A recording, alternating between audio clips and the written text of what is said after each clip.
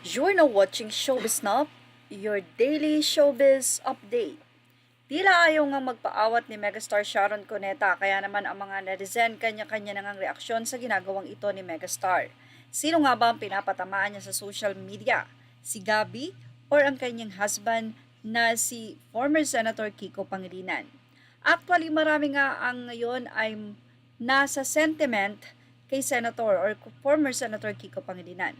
Tila sila mismo ang nahihiya sa ginagawa ni megastar Sharon dahil alam nila kung gaano kadignidad na tao or may dignidad na tao itong si former Senator Kiko.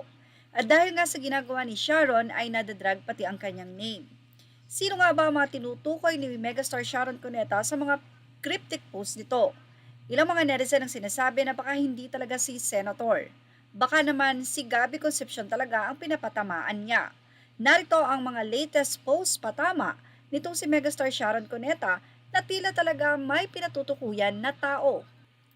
Mula mismo sa Instagram ni megastar Sharon Cuneta, aniya, "Loyalty is hard to find. Trust is easy to lose.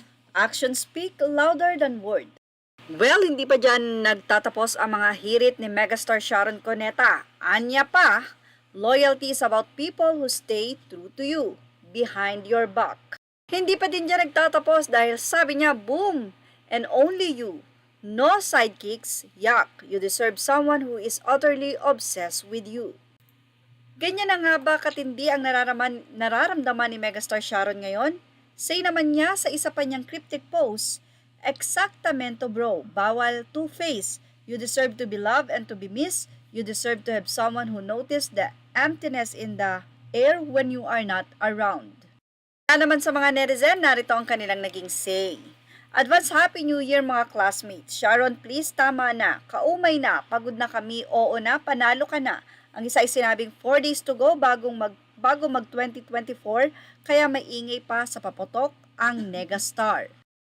Mula naman sa iba pang mga anonymous commentator ng Fashion Police, "But she just posted how Kiko is a good man or a man who is loyal. How can you assume this is about Kiko?"